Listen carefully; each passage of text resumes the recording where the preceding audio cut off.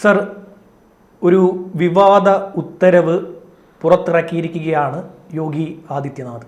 കാവഡ് തീർത്ഥാടകർ സഞ്ചരിക്കുന്ന പാതയിലെ ഹോട്ടലുകളെല്ലാം തന്നെ അതിൻ്റെ ഉടമസ്ഥർ ആര് എന്ന് കാണിക്കുന്ന തെളിയിക്കുന്ന രേഖ പ്രദർശിപ്പിക്കണം. അതായത് ഉടമസ്ഥൻ ആരോ അയാളുടെ പേര് അവിടെ പ്രദർശിപ്പിക്കണം, ഇല്ലെങ്കിൽ കടുത്ത നടപടി സ്വീകരിക്കുമെന്നാണ് അദ്ദേഹത്തിൻ്റെ ഉത്തരവിൽ പറഞ്ഞിരിക്കുന്ന പ്രധാനപ്പെട്ട കാര്യം. നേരത്തെ മുസാഫർ നഗർ പോലീസും ഇത് സംബന്ധിച്ച് മുഖ്യമന്ത്രിയുടെ ഓഫീസിൽ നിന്നുള്ള നിർദ്ദേശപ്രകാരം ഇത്തരത്തിലൊരു ഉത്തരവ് ഇറക്കിയിരുന്നു.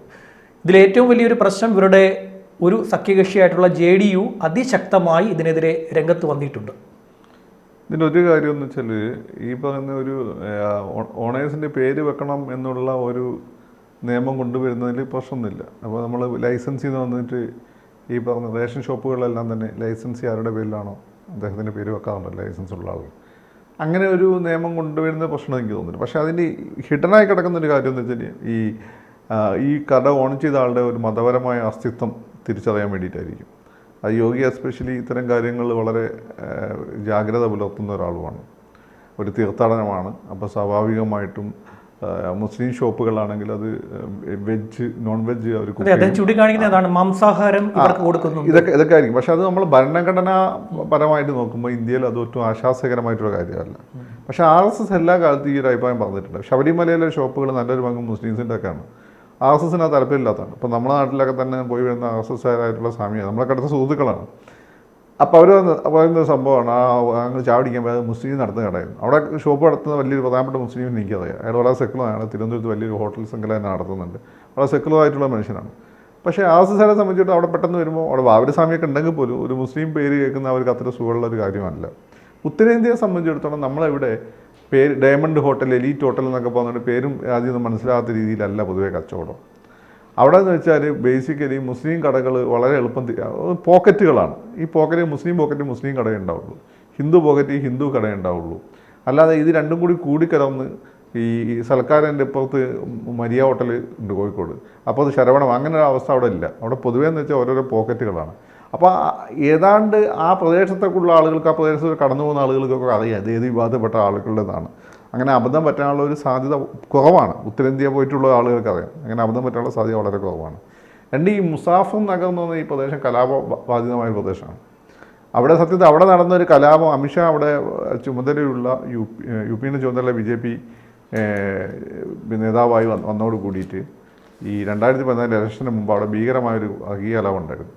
ആ വർഗീയ കലാപത്തിന് നേതൃത്വം കൊടുത്ത ഒരാളാണ് ബലിയാൻ, ഇപ്പോഴത്തെ മന്ത്രിയാന്ന് തോന്നുന്നു. പിന്നെ സ്വന്തം ഒരു MLA ഉണ്ട് അവിടെ, സംഗീത് സോമാണ് കബീർ എന്ന് പറഞ്ഞുകൊണ്ടൊരു ബീഫ് എക്സ്പോർട്ട് ചെയ്യുന്ന കമ്പനി ഇന്ത്യ തുടങ്ങി. അതിൻ്റെ പേര് കബീർ എന്ന്. മൂപ്പർ കയ്യിൽ അതിൽ ഷെയർ ഉണ്ടായിരുന്നു.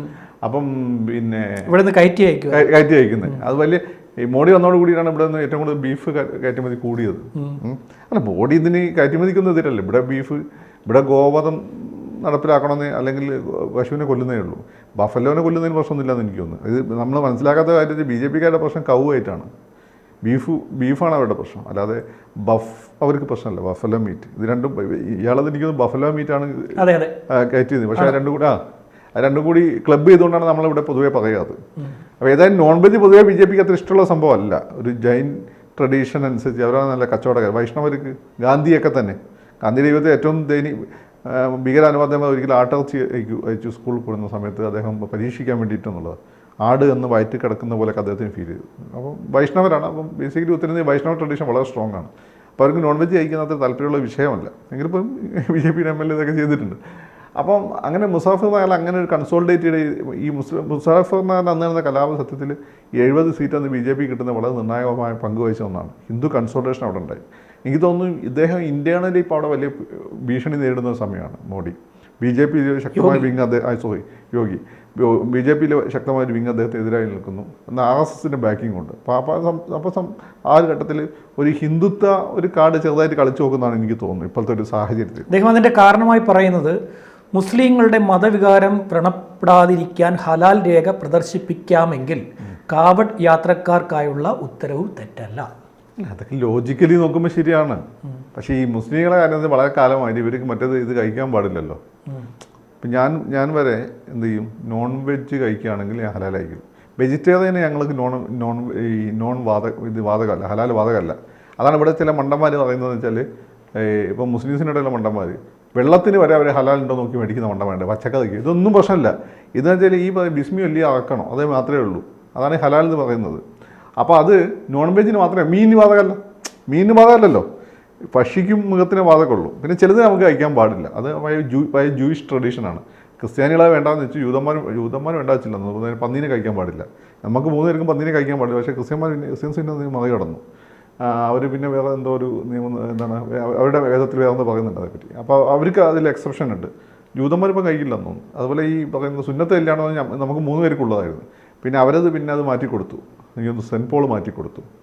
അത് വെച്ചാൽ ആ സമുദായത്തിൻ്റെ ഭാഗമാണ്. അങ്ങനെ അത് ജൂതന്മാരുടെ ട്രഡീഷനാണ്. മുസ്ലിംസ് ജൂതന്മാരെ പോലെ ശക്തമായിട്ട് ആ പഴയ തോറ എന്ന് പറയും. തോറ, ബൈബിൾ പുതിയ നിയമം, തോറ എന്ന് വെച്ചാൽ പഴയ നിയമം, പിന്നെ ഖുർആൻ അങ്ങനെയാണ് മുസ്ലിംസ് പറയുന്നത്.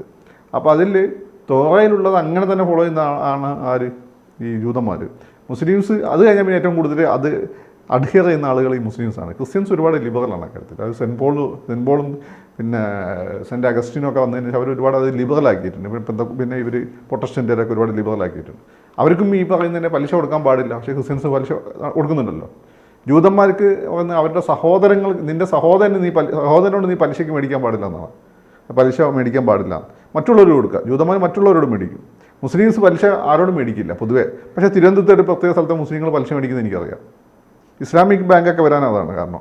മുസ്ലിംസ് പലിശ മേടിക്കാൻ പാടില്ല. അപ്പം ആ ജൂയിഷ് ട്രഡീഷൻ ഏറ്റവും ശക്തമായിട്ട് ഫോളോ ചെയ്യുന്നത് മുസ്ലിംസാണ്. അപ്പം അങ്ങനെ ഒരു സംഭവം ഉള്ളതുകൊണ്ടാണ്, അത് ബ്രിട്ടീഷുകാരുടെ കാലത്തെ ഉള്ളതാണ്. അതുള്ളത് കൊണ്ട് നമുക്കിങ്ങനെ വേണമെന്ന് പറയുന്നത് ലോജിക്കലി ശരിയായിരിക്കും. പക്ഷെ അതിനൊരു ഒരു കൊനിഷ്ടാണ്, സത്യത്തിൽ ഒരു കൊനിഷ്ടാണ്. കാരണം പ്രത്യേകിച്ച് ഇപ്പോൾ കേരളത്തിലാണെങ്കിൽ നമുക്ക് പിന്നെ അത് വേണമെങ്കിൽ പറയാം. കേരളത്തിൽ ഇതെല്ലാം പരസ്പരം ഇടാലോ. ഉത്തരേന്ത്യയിൽ നിന്ന് അങ്ങനെ നല്ല, നിങ്ങൾ പോയാൽ മനസ്സിലാവും. ഓരോ സ്ഥലത്തും മുസ്ലിം പോക്കറ്റുകളും അവിടെ മുതൽ ഹിന്ദുക്കൾ ഭക്ഷണം കഴിക്കുകയല്ല. മുസ്ലിം പോക്കറ്റ് പിന്നെയും ഭക്ഷണം കഴിക്കും. ദളിത് അദ്ദേഹം പറഞ്ഞിരിക്കുന്ന ഒരു കാര്യം, ഹിന്ദു പേരിട്ടുകൊണ്ട് മുസ്ലിങ്ങൾ മറ്റു വിഭാഗക്കാർ കച്ചവടം നടത്തുന്നു. അങ്ങനെ ഇപ്പം കേരളത്തിലൊക്കെ ഉണ്ട്. ഹിന്ദു പേരല്ല, പല പേരുകളും, ഡീലക്സ് എന്നൊക്കെ പറഞ്ഞുകൊണ്ട്, അല്ലെ എലീറ്റ് എന്നൊക്കെ പറഞ്ഞാൽ എല്ലാ മതവിഭാഗങ്ങളും ഇവിടെ കച്ചവടം നടത്തുന്നുണ്ട്. അപ്പം ഞാൻ ചിലപ്പോൾ എന്തൊരു ബിസിനസ് ആവണം തുടങ്ങുകയാണെങ്കിൽ എൻ്റെ ഒരു സംസ്കൃത് ട്രഡീഷനൊക്കെ വെച്ചുകൊണ്ട് ഞാൻ മിക്കവാറും സംസ്കൃത പേരായിരിക്കും ഇടാൻ സാധ്യതയുള്ളത്. അങ്ങനെ ഉണ്ടാവും. പക്ഷേ ഞാൻ ചെയ്യുമ്പോൾ ഞാൻ ആദ്യം ഹിന്ദുക്കളെ മതവികാരത്തെ ഗുണപ്പെടുത്തുന്ന കാര്യങ്ങൾ, പശു പിന്നെ ഗോമാംസം അവിടെ വിളമ്പാൻ സാധ്യതയില്ല. ബഫല്ലേ ചിലപ്പോൾ ഞാൻ വിളമ്പും, പക്ഷേ ഗോമാംസം വിളമ്പില്ല. അതുകൊണ്ട് നമ്മളെ ഈ ആസാദ് ഹോട്ടലുണ്ടല്ലോ, ആസാദ് പേര് ഇങ്ങ് പെട്ടെന്ന് മനസ്സിലാവും. ആസാദ് ഉറുദു വേടല്ലേ, ഹിന്ദി വേടാണ്. അപ്പം ആസാദിൽ അവർ ബീഫ് വിളമ്പില്ലല്ലോ. ഞാൻ ആസാദ് ഇപ്പോൾ എനിക്ക് ഏറ്റവും വലിയ പ്രശ്നം എന്താണ്, എനിക്ക് ബീഫ് ഭയങ്കര ഇഷ്ടമാണ്. വല്ലപ്പോഴും ബീഫ് കഴിക്കാൻ വേണ്ടിയിട്ട് ഹോട്ടലിൽ കയറും. അപ്പോൾ എൻ്റെ വൈഫ് ഹൗസ് ആണ്, അവർ ആസാദിലേ പോകുള്ളൂ. ആസാദ് ഇവിടെ തിരുവനന്തപുരത്ത് ട്രഡീഷനാണല്ലോ. ആസാദിൽ ബീഫ് ഇട്ടില്ല, ബീഫ് മറ്റു സ്ഥലത്തേ കിട്ടുള്ളൂ. ചില ഹിന്ദു ഹോട്ടലുകൾ ഇവിടെ നമുക്ക് ബീഫ് കിട്ടുകയും ചെയ്യും. ആസാദിൽ ബീഫ് കിട്ടില്ല. അങ്ങനെയൊക്കെ ഉണ്ട്. അത് ഒരു എലീറ്റ് ഹോട്ടലാണ്. അപ്പോൾ എലീറ്റ് പൊതുവെ തിരുവനന്തപുരത്ത് ഒരു ബീഫ് വലിയ താല്പര്യമില്ലെന്ന് തോന്നുന്നു. മലബാറിൽ അങ്ങനെ തന്നെ, മലബാറിൽ ബീഫ് കഴിക്കും. അപ്പം അങ്ങനെ ഒരു ഈ പറയുന്ന പോലെ അങ്ങനെ വളരെ അപൂർവമാണ്. അങ്ങനെ നമ്മൾ സംഗീത് സോമിൻ്റെ കബീർ മീറ്റ്സ് എക്സ്പോർട്ട് ചെയ്തിട്ടില്ലേ, അതങ്ങോട്ടും ഇങ്ങോട്ടും ഒക്കെ ഉണ്ട്. ഇത് ബേസിക്കലി യോഗി അങ്ങനെ അധികം ഈ ഇപ്പം ഗാലറിക്ക് വേണ്ടി കളിക്കാറില്ല. പൊതുവേ അയാൾ കാര്യങ്ങൾ ചെയ്തു തീർക്കാറുണ്ട്. ഞാൻ പറഞ്ഞു ആദ്യം വെടിവെച്ച് വന്ന ഒരു ഈ സവർണ ഹിന്ദു ഗുണ്ടയാണ് അയാൾ. ഇതെന്ന് വെച്ചാൽ ഇപ്പം മൂപ്പർക്ക് ഒരു ത്രെട്ട് നേരിടുന്നുണ്ട്. അപ്പോൾ മോഡി എങ്ങനെയാണോ ഇന്ന് വലിയ ഐക്കണായി ഹിന്ദുത്വ ഐക്കണായി മാറിക്കൊണ്ടാണ്. മോഡിയുടെ പ്രസംഗമൊക്കെ ഇതിൻ്റെ ആ സമയത്തെ പ്രസംഗങ്ങൾ എടുത്തു നോക്കണം. എത്രമാത്രം വർഗീയത കാണിക്കുന്ന പ്രസംഗങ്ങളാണ് അദ്ദേഹം നടത്തിയത്. ഞാനിപ്പം പറയുന്നില്ല. അതിൻ്റെ ആ ഒരു ലൈന് പഠിക്കാനുള്ള പരിപാടി ഒന്ന് ഇപ്പോഴത്തെ ഈ അതിനാണ് എനിക്ക് തോന്നുന്നു. അപ്പോൾ അതിനൊരു പിന്നെ RSSന് പൊതുവേ RSS പറയുന്ന 2 കാര്യങ്ങളുണ്ട്. ഒന്ന്, തീർത്ഥാടന കേന്ദ്രങ്ങളെ വിനോദസഞ്ചാര കേന്ദ്രങ്ങളാക്കി മാറ്റരുത്. അത് RSS വളരെ കൃത്യമായിട്ട് പറഞ്ഞു. പിന്നെ എന്തിനാണ് ശബരിമലയിൽ ഈ വിമാനത്താവളം കൊണ്ടുവരുന്നത് എനിക്ക് മനസ്സിലായിട്ടില്ല. സ്റ്റേറ്റ് ഗവൺമെൻറ്റാണ് കൊണ്ടുവരുന്നത്. ഇന്ന് സ്വാഭാവികമായിട്ട് കേന്ദ്രത്തിൻ്റെ സപ്പോർട്ട് ഉണ്ടാവുമല്ലോ. പിന്നെ രണ്ടാമത് അവർ പറയുന്നത് ഈ അതാത് പിന്നെ മതങ്ങളുമായി ബന്ധപ്പെട്ട തീർത്ഥാടന കേന്ദ്രങ്ങൾ അതാത് മതത്തിൽപ്പെട്ട ആളുകൾ തന്നെ അവിടുത്തെ കച്ചവടം അത് അവർ പൊതുവേ പറയുന്നത്. അത് എനിക്കെല്ലാം തെറ്റൊന്നും തോന്നിയിട്ടില്ല. ഇപ്പോൾ ശബരിമലയിൽ പോയിട്ട് ഒരു മുസ്ലിം നടത്തുന്ന ചായക്കടയിൽ നിന്ന് ഒരു അയ്യപ്പനൊരു പ്രശ്നം തോന്നി അതൊരു കലാപത്തിലേക്ക് പോകുന്നതിനേക്കാൾ നല്ലൊരു ഹിന്ദു നടത്തുന്നതാണ്.